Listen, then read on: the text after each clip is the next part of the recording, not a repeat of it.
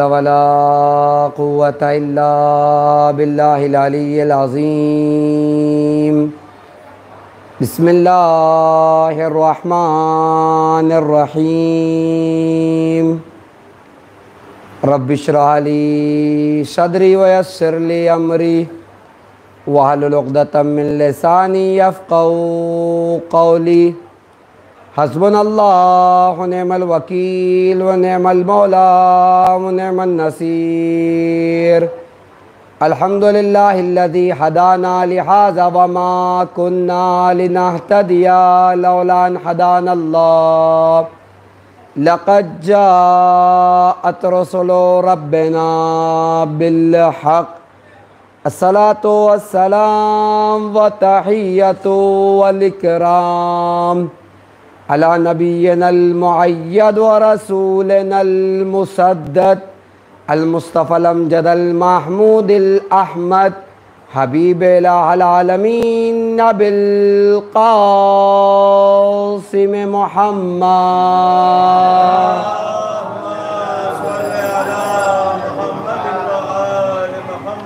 व अला आले बैतिहि तय्यबीन ताहिरीन अल मासूमीन वलानतुद्दाइमतु अला आदाइहिम व मुआनिदिहिम व ज़ालिमिहिम व गासिबि हुकूक़िहिम व मुनकिरी फ़दाइलिहिम व शाकीना फ़ीहिम अजमईन। अम्मा बाद फ़क़द क़ाल इमामुना ज़ैनुल आबिदीन अलैहिस्सलातु वस्सलाम। बिस्मिल्लाहिर रहमानिर रहीम। या अमती उसकुती अंति आलिमतो गैर मुअल्लिमा व फ़हमतो गैर मुफ़हमा। सल्लल्लाहु अलैहि मुहम्मद।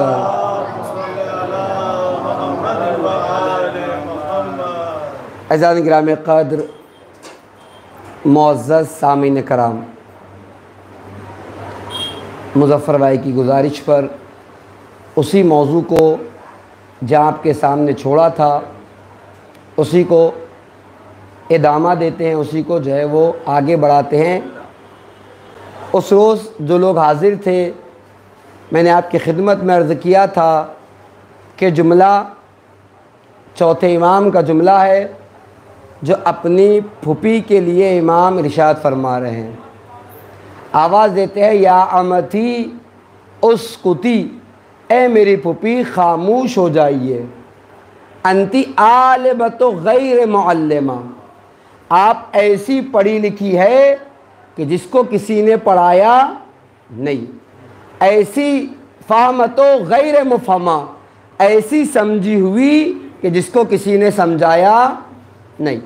अगर उस रोज़ की गुफ्तगू आपके अज़हान आलिया में महफूज होगी तो मैंने आपकी खिदमत में अर्ज़ किया था कि कुरान ने एक मकाम पर जनाब मूसा और खिज़्र अलैहिस्सलाम का तज़किरा किया है कि जहाँ जनाब मूसा जनाब खिज़्र अलैहिस्सलाम के साथ चंद कदम भी न चल सके।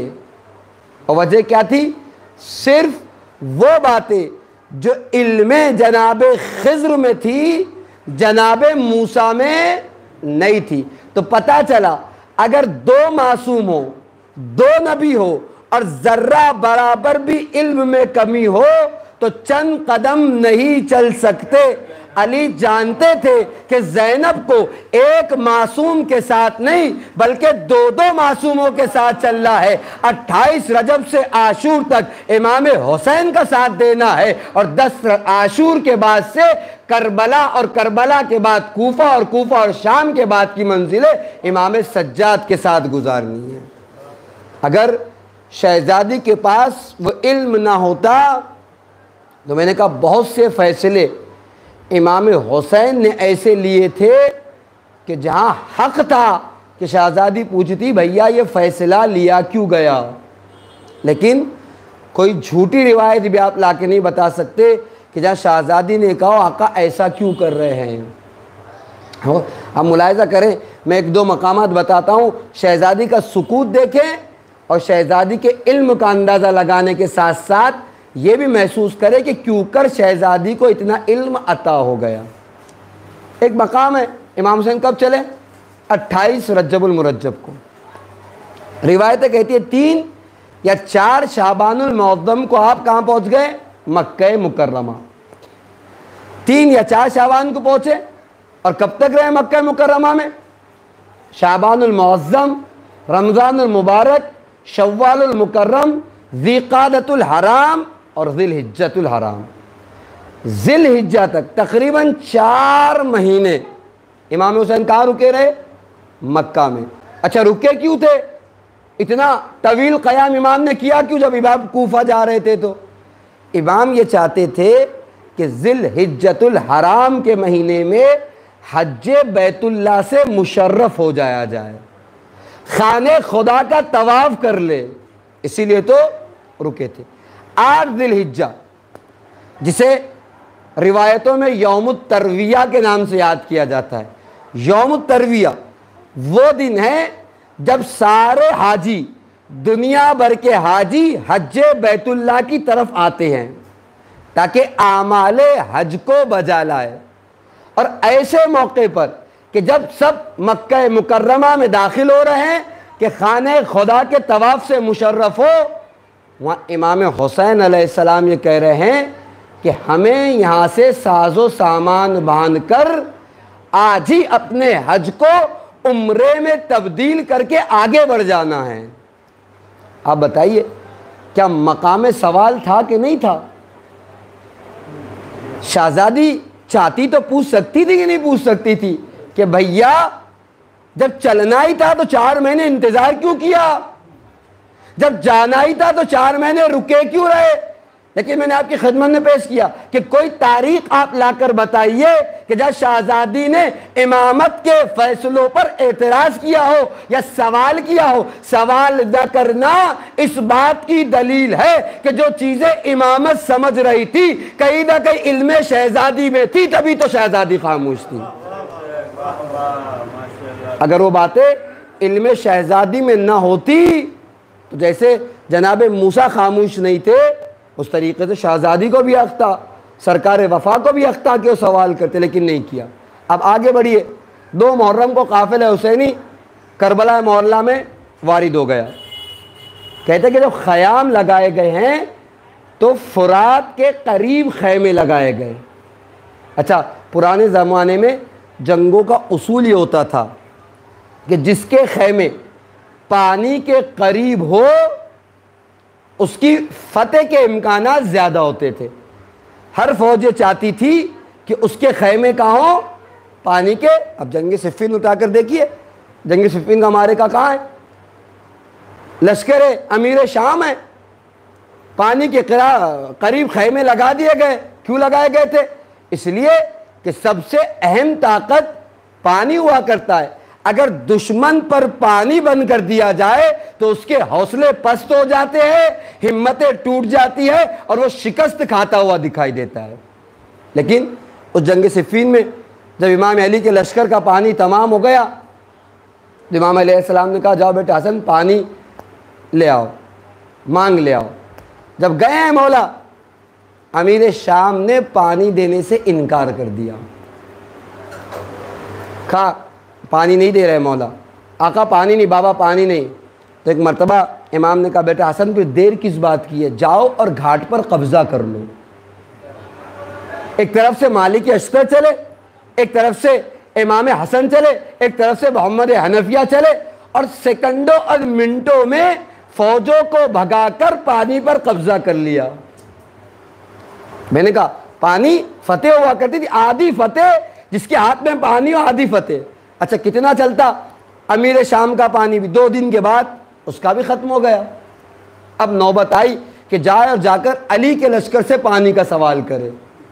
अब वो कर मांगने वाला जाता है तो अमीर शाम के साथी कहते हैं कि भला किस मुंह से जाए पानी मांगने के लिए? कुछ दिन पहले उन्होंने मांगा था तो हमने पानी नहीं दिया था, अब हम किस मुंह से जाए और जाकर पानी का सवाल करें? अमीर शाम कहता है वो हम थे जो पानी नहीं दिया, वो अली की जात है जो किसी को रोक नहीं सकती। फजीलत तो वही फजीलत है जिसका इकरार अपने करे, उसे फजीलत नहीं कहते। फजीलत तो उसे कहा जाता है जिसका इकरार दुश्मन कर रहा हो।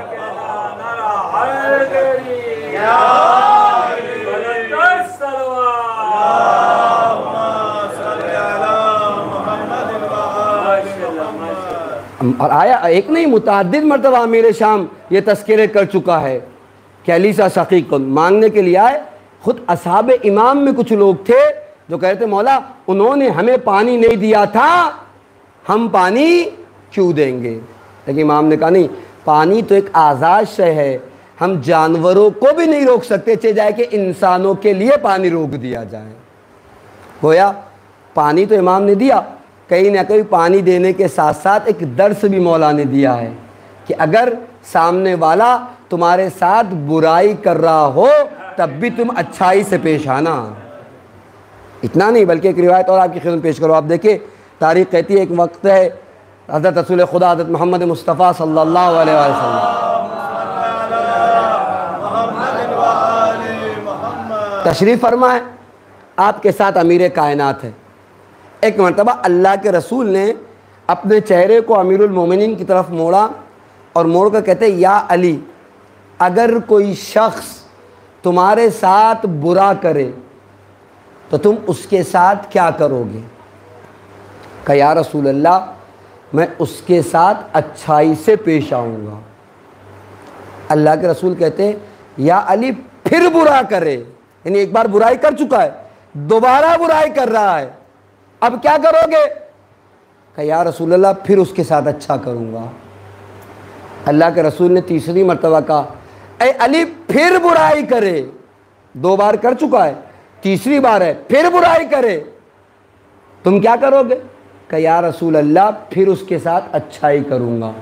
जब तीन मरतबा अल्लाह के रसूल कह चुके तो अल्लाह के रसूल ने अपने रुख अनवर को पूरी तरीके से अमीर कायनात की तरफ मोड़ा और मोड़कर कहते हैं या अली, वो है कि बुराई पर बुराई करने के लिए तुला हुआ है और तुम उसके साथ अच्छाई पर अच्छाई किए जा रहे हो। आखिर मामला क्या है, आखिर माजरा क्या है, क्यों अच्छाई पर तुले हुए हो। तो इमाम अली का जवाब सुने, हमारी जिंदगियों की कामयाबी है। अमीर कायनात कहते हैं या रसूल अल्लाह, जब वो बुरा होकर अपनी बुराई नहीं छोड़ सकता तो मैं अच्छा होकर अपनी अच्छाई को क्यों छोड़ दूं।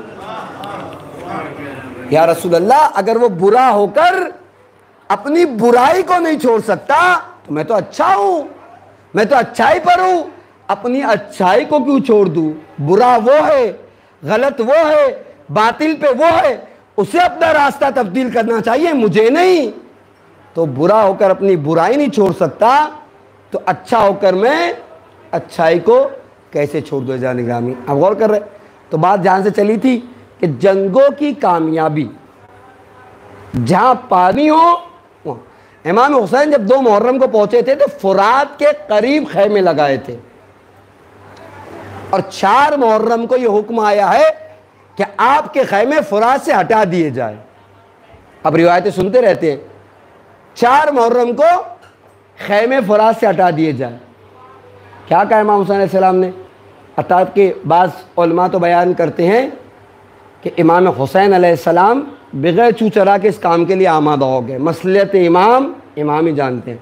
और बाज़ उलमा तो कहते हैं कि सरकार वफ़ा को बोलते हुए इमाम हुसैन हिचकिचा रहे थे तो बहन ज़ैनब का सहारा लिया था कि बहन ज़ैनब, भैया अब्बास से कहो कि खैमे हटवा दिए जाए फुरात के करीब से। आप बताइए, जब ये बात आकर इमाम हुसैन शहज़ादी ज़ैनब को कह रहे हैं तो क्या शहज़ादी को हक़ था कि नहीं था। शहज़ादी पूछती, आका भला जंगे होती है, फ़ौजें ये चाहती है कि खैमे फरात के पास हो और आप लगे हुए खैमों को फरात से हटवा रहे हैं। लेकिन कोई तो तारीख़ आप ला के बताइए जब शहज़ादी ने एतराज़ किया हो, शहज़ादी ने सवाल किया हो। शहज़ादी का सवाल न करना, मैंने कहा, इस बात की दलील है कि शहज़ादी मसलियत इमाम को जान रही थी, तभी तो खामोशी से हुक्म पर अमल कर रही थी।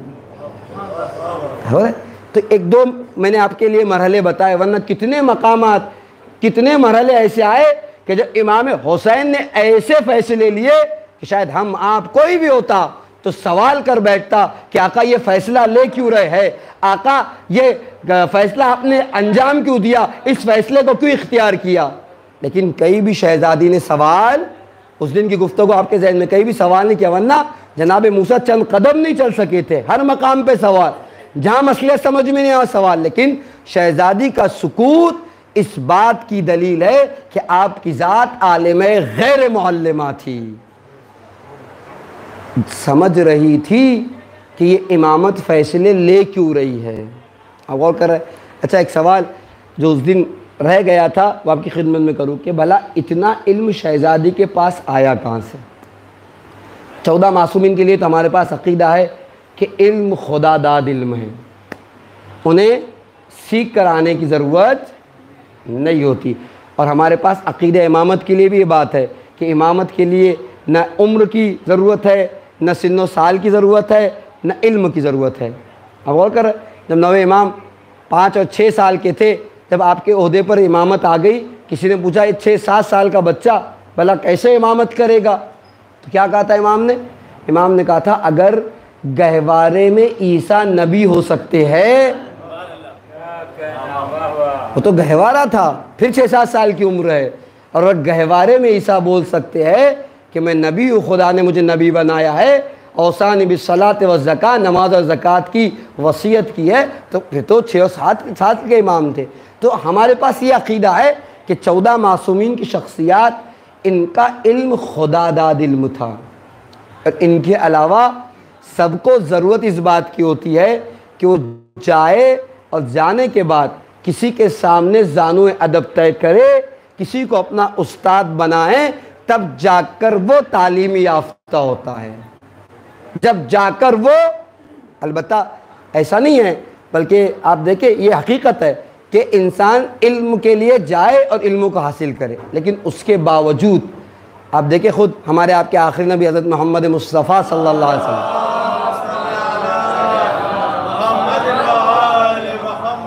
इरशाद फरमाते हैं अल इल्मु नूरुन यग़ज़िफ़ुल्लाहु फ़ी क़ल्ब मन यशा।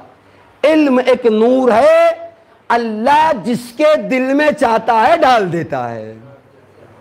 बस खुदा पाकीज़ा दिल देखता है कि अगर पाकीज़ा दिल है तो खुदा क्या करता है, अपने इल्म को, उस नूर इल्म को उसके सीने में दाखिल कर देता है। या ये कहिए कि शहज़ादी ज़ैनब सलामुल्लाह अलैहा के यहाँ वो खुदाज़ाद इल्म था कि आपकी पाकीज़गी, आपकी तहारत, आपकी इस्मत, आपकी ज़िंदगी को देखते हुए खुदा ने नूर इल्म को आपके सीने में डाल दिया था। इसीलिए इमाम कहते हैं अंती आलिमतु गैर मुअल्लिमा। या बाद लोगों ने लिखा कि जब इमाम अली अलैहिस्सलाम का आखिरी वक्त था तो आपने अपनी बेटी को सीने से लगाया था। अब गौर करें जाने गिरामी, मुमकिन है जहाँ विरासत इल्म अली अबी तालिब का सवाल है तो विरासत कहीं ना कहीं तो जानी है, कहीं ना कहीं तो मुंतकिल होनी है। हकदार कौन? या इमाम हसन और इमाम हुसैन के जो मासूम हैं, उन्हें विरासत की ज़रूरत नहीं।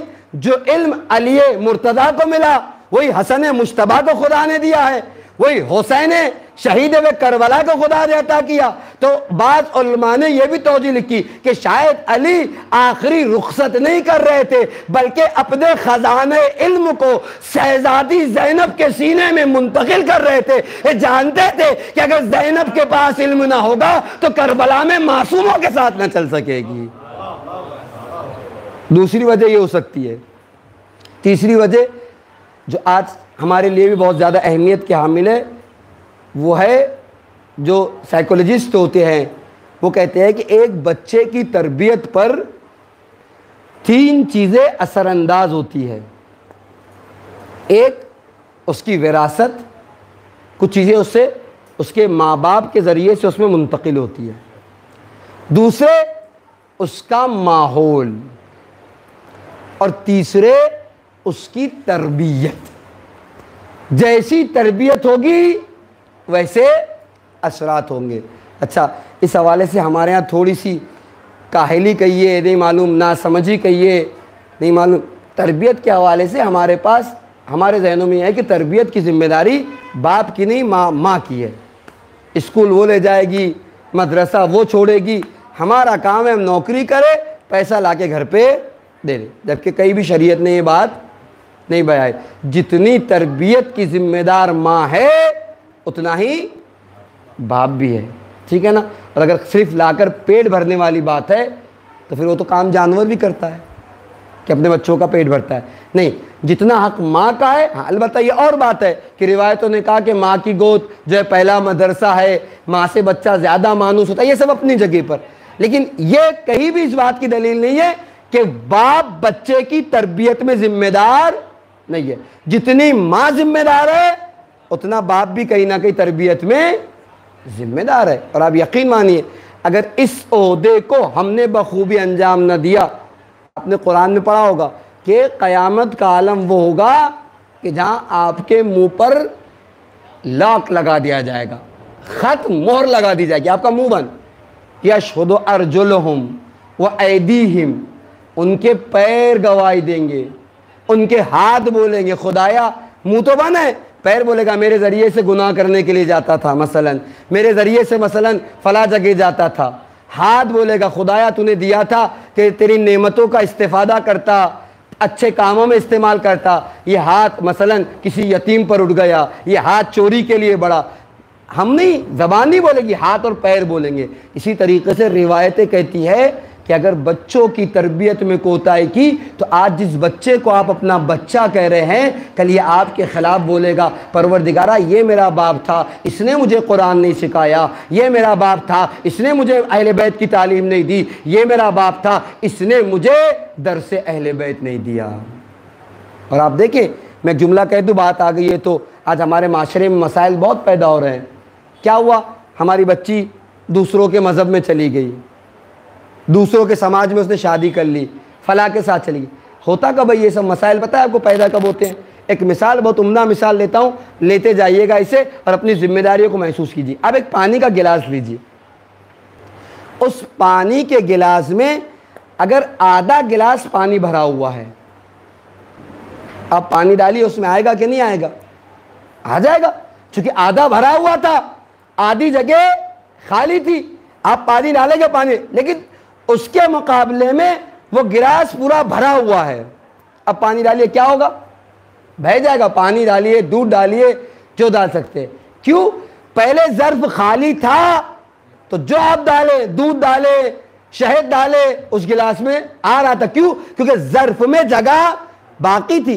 दूसरे गिलास में क्यों नहीं आ रहा? इसलिए कि ज़र्फ भरा हुआ है। याद रखिए, अपने बच्चों के सीनों को उलूम आले मोहम्मद से मामूर कर दीजिए, भर दीजिए। इतना भरिए कि दूसरों के कल्चर को अपनाए ना, दूसरों के सकाफत को जगह ना दे, दूसरों की तालीम को हासिल ना करे। लेकिन अगर बच्चों के दिल तरबियत के जरिए से खाली होंगे, उलूम अहले बैत नहीं होगा, तो जिसको देखेगा उसके कल्चर को अपनाएगा, उसकी तहजीब को ले लेगा। अगर हम ये चाहते हैं कि हमारे बच्चे सीरत अहले बैत पर चले, हमारे बच्चे मकतब अहले बैत की पैरवी करें, हमारे बच्चे दरसे अहले बैत में आगे हो, तो ज़रूरत इस बात की कि उनका जो ज़र्फ़ क़ल्ब है उसे आप इल्म आले मोहम्मद से इतना भर दें कि जिस सखाफत को देखे वो बह जाए, जिस कल्चर को देखे वो गिर जाए। लेकिन अगर ये ज़र्फ़ उलूम आले मोहम्मद से खाली होगा तो क्या होगा? किसी की तहजीब को अपने घर लेके आएगा, किसी के कल्चर को अपनाएगा, किसी की आदत को लेकर आएगा, किसी की सिफत को अपनाएगा। नतीजा ये होगा ज़र्फ़ खाली है, जहाँ जो मिलेगा उसके अंदर आता चला जाएगा। लिहाजा इन बच्चों के दिलों को मामूर कीजिए उलूम आले मोहम्मद से, ताकि बखिया कोई चीज़ उसमें आ ही ना सके सिवाय आले मोहम्मद के जाने के, उलूम आले मोहम्मद। अब गौर करें तो तरबियत के हवाले से ये ज़िम्मेदारी माँ बाप की बन जाती है। और आजकल के इस मोबाइल के दौर में बहुत ज़्यादा ज़रूरी है कि माँ बाप अपने बच्चों की तरबियत पर तवज्जो दें। पहले ऐसा था कि बच्चा आपके घर से बाहर निकलता था तो पूरी दुनिया उसके हाथ में नहीं होती थी। आज आपके घर में है तब भी दुनिया उसके हाथ में है। अब अगर मोबाइल जो चाहता है, जहाँ चाहता है, जैसे चाहता है उठाता है नहीं है? इस दौर में हमारी ज़िम्मेदारी है कि बच्चों पर हम तवज्जो दें, खुसूसन तवज्जो। और कब होगा? बच्चों में हम तरबियत, देखिए तरबियत करने का नाम नहीं, तरबियत करने से नहीं होती, तरबियत खुद अमल करने से होती है। हमारे आपके पाँचवें इमाम इमाम मोहम्मद बाक़ी अलैहिस्सलाम,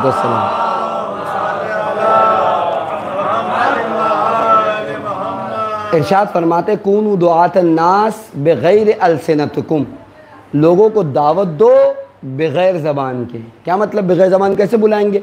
इसका मतलब अपने अमल से बुलाओ। यही उसूल तरबियत का है। आप जैसा करेंगे वैसा आपका बच्चा, मैं अपनी मजलिस में मिसाल दे चुका हूँ कि बच्चा मोहब्बत करता है, देखता है कि बाप जूता पहना है, बड़ा जूता है, फिर भी उसमें पैर डालता है। क्यों? इसलिए कि वो आपको करता देख रहा है। सर पे बाल नहीं है फिर भी कंघा फेर रहा है। क्यों फेर रहा है? आपने देखा छोटे बच्चों को काम क्यों फेर रहा है? इसलिए कि बच्चों की आदत जैसा करता देखते हैं वैसा करते हैं। मुझे ज़रूरत नहीं कि मैं अपने बच्चे को आगे बोले बेटा नमाज़ पढ़ो, अव्वल वक्त नमाज़ पढ़ो। नहीं, मैं खुद अव्वल वक्त नमाज़ पढ़ूँ, वो मेरे से पहले नमाज़ पढ़ने का आदी होगा। किसी माँ को ज़रूरत नहीं कि अपने बच्ची को आके बोले कि तुम बेटी पर्दा करो। नहीं, माँ खुद बापर्दा हो जाए, बच्ची खुद ब खुद पर्देदार हो जाएगी। अब वो कर, मैं एक जगह एक आर्टिकल पढ़ा था, मैंने वहाँ देखा एक औरत, उसके साथ उसका 4 साल का बच्चा है, ट्रेन में चढ़ती है, चढ़ के बैठ जाती है, उसके साथ उसका बच्चा भी है। जाके जैसे ही बैठे बच्चा अपना बैग निकालता है, बैग में से किताब निकालता है और स्टडी करने, मुताला करने लग जाता है। कुछ देर बाद माँ भी किताब निकालती है, पढ़ने लगती है। बाजू में एक बूढ़ा आदमी बैठा हुआ था, पूछता है बहन जी इस मोबाइल के ज़माने में, इस इंटरनेट की दुनिया में तुमने अपने बच्चे के हाथ में बजाय मोबाइल की किताब कैसे थमवा दी? पता है उस माँ ने क्या जवाब दिया? उस माँ ने कहा कि मैंने कभी भी इससे ये नहीं कहा कि बेटा मोबाइल मत लो, किताब पढ़ो। मेरी एक आदत थी कि दिन भर में मेरे कुछ वक्त मुअय्यन थे, उसी वक्त में मोबाइल चलाती थी और दिन भर मैं किताबों के मुताले में लगी रहती थी। मेरी आदत थी, जैसे मैं करती जाती थी वैसे ये सीखता चला गया। अब जब मैं खुद दिन भर मोबाइल में लगा रहूंगा तो फिर मेरे बच्चों से क्या तवक्को कि वो मोबाइल का मुतालबा ना करे। वो देखता है माँ एक कोने में बैठी है, बाप एक कोने में मोबाइल चला रहा है, तो जाती है तो उसको भी तो मोबाइल चाहिए। जब वो देख रहा है कि माँ बाप भी ये काम कर रहे हैं, तो किसी भी तरबियत, ना सिर्फ एक मिसाल दिए, तो तरबियत के किसी भी जाविये पे आप, चाहे नमाज के मरहलों में हो, चाहे बुराई छोड़ने के लिए आप बच्चे से कह रहे हैं, तो अव्वलन ज़रूरत इस बात की है कि मैं उस काम को ना करूं। जब मैं खुद नहीं करूंगा तो बच्चा खुद ब खुद सीख जाएगा। गौर करें, इसी तरीके से बच्चे के ऊपर माहौल भी असरअंदाज होता है। हमारी जिम्मेदारी है कि हम देखें हमारा बच्चा घर से जा रहा है तो कहाँ जा रहा है, दोस्ती है तो किससे है, किन लोगों के साथ उठ बैठ रहा है। बहुत अहम तरीन मरहला है। आप देखें अमीर कायनात हज़रत अली इब्न अबी तालिब अलैहिस्सलाम,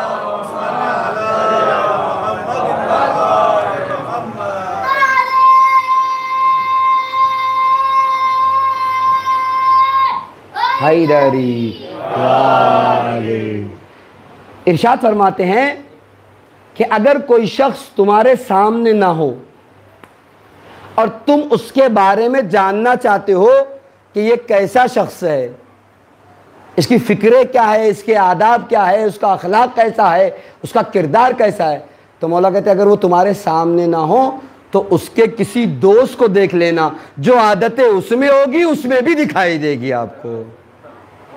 आप देख रहे हैं ये दोस्तियाँ भी कितनी असरअंदाज होती है, ये माहौल भी कितना असरअंदाज होता है, ये सोसाइटियाँ और माशरे भी बच्चों के ऊपर असरअंदाज होते हैं।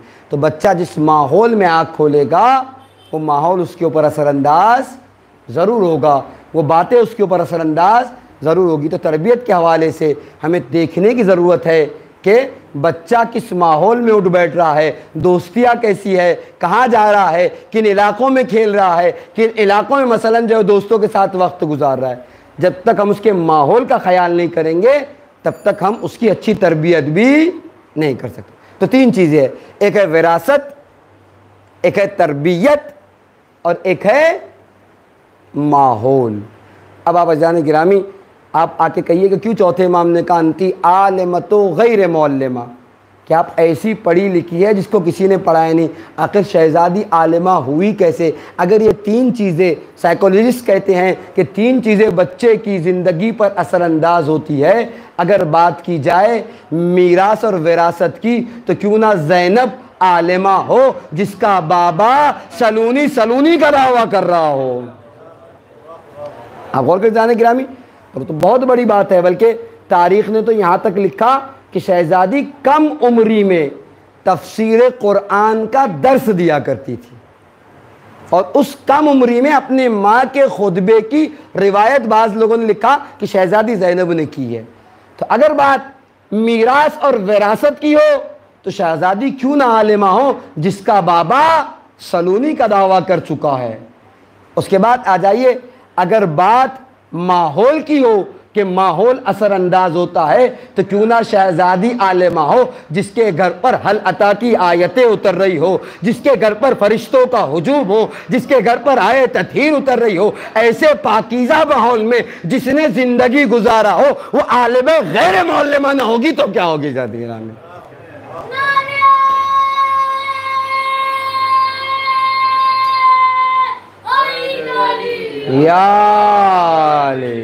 अब गौर कर जाएंगे हमें। और तीसरी अहम बात तरबियत है कि आगोश कैसी है, किन हाथों में पनवान चढ़ रही है। तो क्यों ना अज़ीज़ान गिरामी शहज़ादी आलिमा हो। कभी दस्ते रिसालत में लोगों ने शहज़ादी को देखा, तो कभी दस्ते इमामत में शहज़ादी को देखा, तो कभी दस्ते इस्मत में शहज़ादी को देखा, तो कभी इमामतों के सलात मोहम्मद वाले मोहम्मद।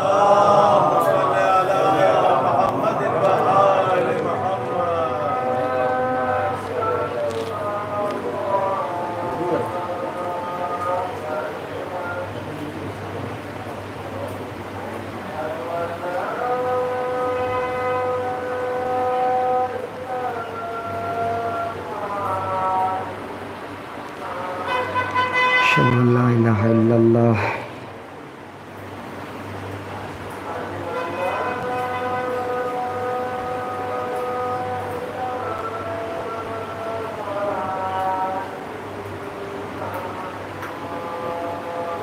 अशहदु अल्ला इलाहा इल्लल्लाह वहदहु ला शरीक लह।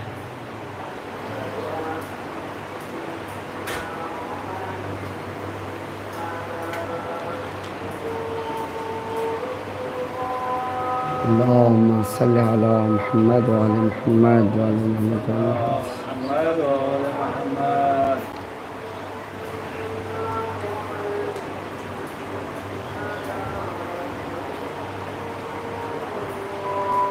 मुहम्मद रसूलुल्लाह। अल्लाहुम्मा सल्लि अला मुहम्मद व अला मुहम्मद।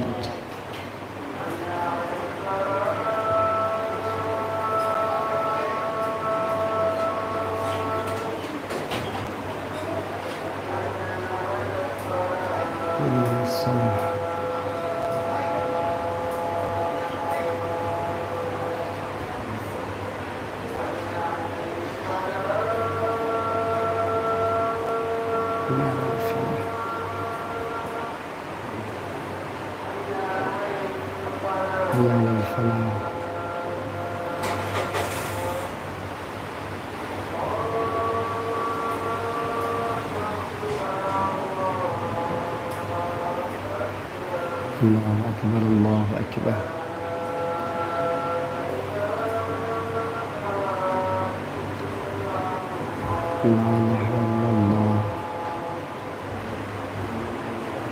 सल्लल्लाहु अलैहि मोहम्मद व अला मोहम्मद।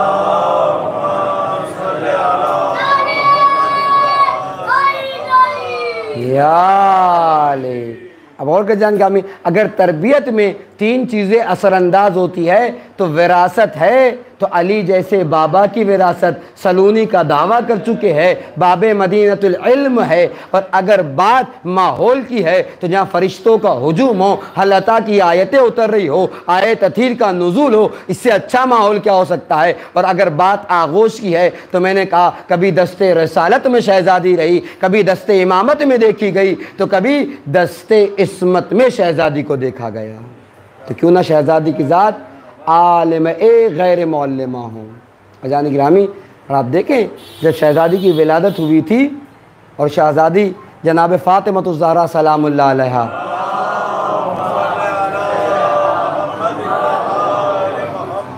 अपनी बेटी को इमाम अली अलैहिस्सलातु वस्सलाम की खिदमत में ले आई और कहा कि आप इसका नाम रख दे। आप गौर कर रहे हैं, तो मौलाए का अल्लाह के रसूल किसी काम से मदीने से बाहर गए हुए थे, तो मौलाए कायनात ने कहा कि मैं रसूल अल्लाह पे सबक़त नहीं कर सकता। अल्लाह के रसूल आ जाएं तो अपने हाथों से अपने हाथों में लेकर इस बच्ची का नाम रखें। उसके बाद जब अल्लाह के रसूल आए तो अल्लाह के रसूल का तो मामूल था कि जब सफ़र पर जाते थे तो बेटी के घर पर अस्सलाम अलैकुम या अहले बैतिन नबुव्वा कह के जाते थे, और सफ़र से वापस पलटते थे तो सबसे पहले शहज़ादी के दरवाजे पर, जब सफ़र से पलटे हैं तो शहज़ादी के दरवाजे पर आए। शहज़ादी ने शहज़ादी ज़ैनब सलामुल्लाह अलैहा को नाना की आगोश में दिया, और एक मरतबा अमीर कायनात कहते या रसूल अल्लाह आप इस बच्ची का नाम रख दें। तो तारीख़ कहती है कि अल्लाह के रसूल ने कहा आपने क्यों नहीं रखा? कहा या रसूल अल्लाह मैं आप पे सबकत कैसे कर सकता हूँ? तो एक मरतबा रसूल अल्लाह कहते अगर आप मुझ पे सबकत नहीं कर सकते तो मैं अल्लाह पे सबकत नहीं कर सकता।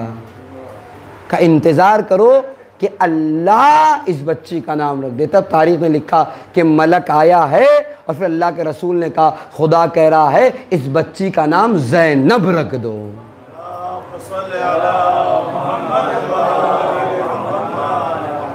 तो आप देख रहे जाएंगे हमें, तो ये शहज़ादी की ज़ात है जिन्होंने कभी दस्ते रसूल में, तो कभी दस्ते इमामत में, तो कभी दस्ते इस्मत में।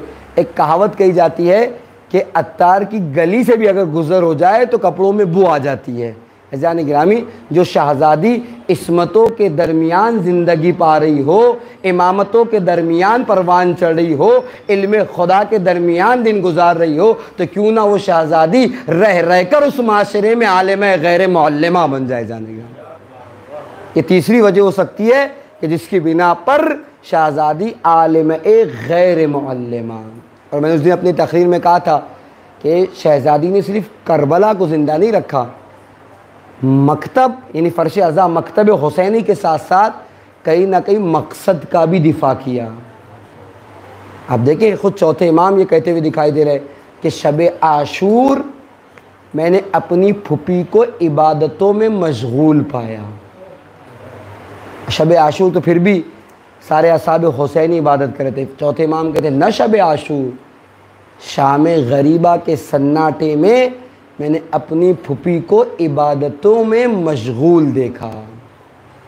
अब बताइए अगर ज़रा सा मेरे पैर में दर्द हो जाए तो मैं कहता हूँ ठीक है बाद में पढ़ लेंगे, बाद लोग नमाज़ छोड़ देते हैं। ज़रा बुखार आ जाए इबादत छोड़। वो ज़ैनब जो 18 बनी हाशिम के लाशों को देख चुकी है, जिसके सर की चादर छीनी जा चुकी है, सब कुछ जलाया जा चुका है, कितने बच्चे शहीद किए जा चुके हैं, लेकिन चौथे इमाम कह रहे मासूम ज़बान है, कह रहे कि मैंने शाम गरीबा के सन्नाटे में भी अपनी फुपी को इबादतों में मशगूल देखा। शहज़ादी क्यों इबादतें कर रही थी? शहज़ादी बता रही थी वो ज़ैनब जो मकतब हुसैन की पासदार है, कहीं ना कहीं मकसद हुसैन की भी पासदार है कि मेरे भाई ने कुर्बानी दी इसलिए थी कि मकसद हुसैन को बाकी रखे।